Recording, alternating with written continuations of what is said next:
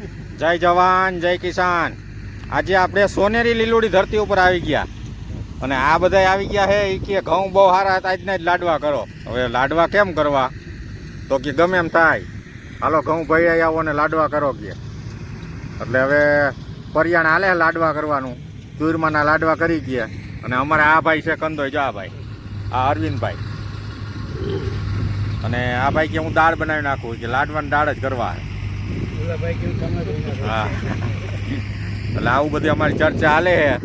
હવે સાંજે શું થાય, અને અમારા અમિતભાઈ કે હું ઘઉં સાફ કરી નાખું, આપણે દરાવા હે ને, એટલે જા અમિતભાઈ ઘઉં સાફ કરે છે। એ કે તગારામ ભરલો 5 કિલો થઈ રહ્યા, કીધું હા। જય જવાન જય કિસાન। આજે આપણી વાડીએ આવી ગયું છે હાર્વેસ્ટર, ઘઉં કટિંગ કરવા માટેનું।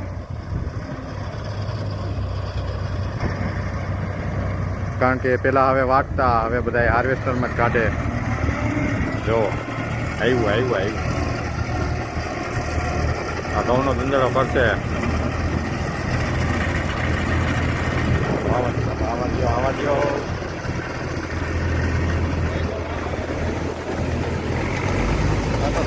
પેલા તો માથે ગઈ બાપા।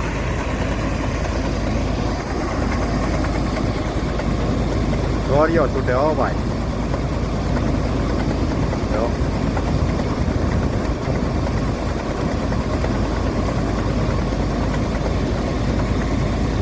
આ આપણે ઘઉં હતા ભાઈના ઘઉં, આપણા તો નથી પણ ભાઈના એટલે આપણા જ કહેવાય। ઘઉં આપણો ખોરાક છે એટલે બધાને ઘઉં ખાવા જોઈએ। અન્ન, અમે અન્નદાતા એટલે અન્ન તો વાવવું જ પડે। જગના દાંત જોઈ લ્યો, કર્યો ઢગલો ભાઈ। આવા દે, આગળ આવવા દો।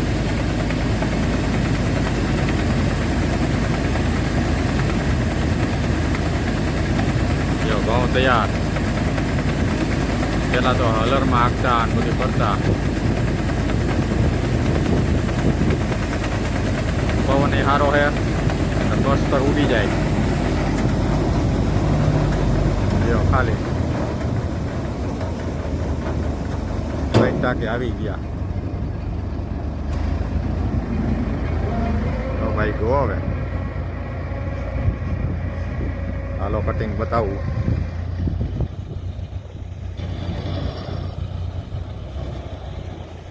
આવે હો ભાઈ,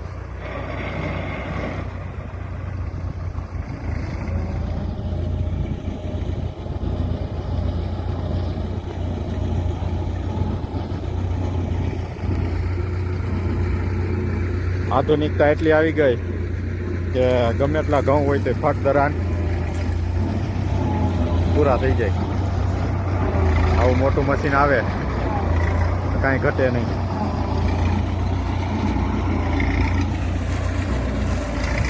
ક્યાં લઈ જવું છે, જો આવું ખેતીમાં કરી નાખે વીકું હો। હવે તો ચાલુ થા।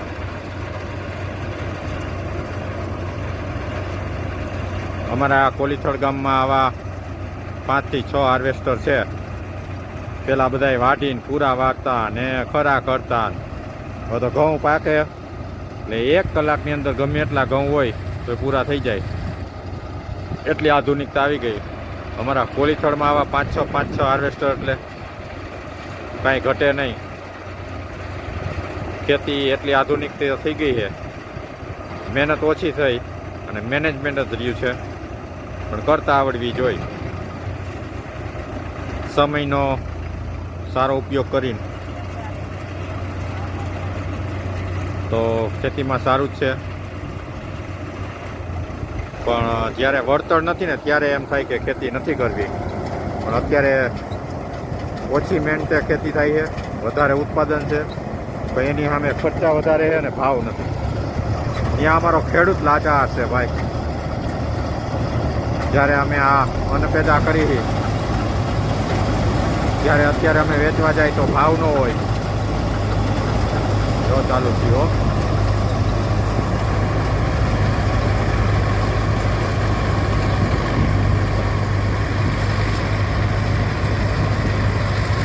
હાલો, જય જવાન જય કિસાન.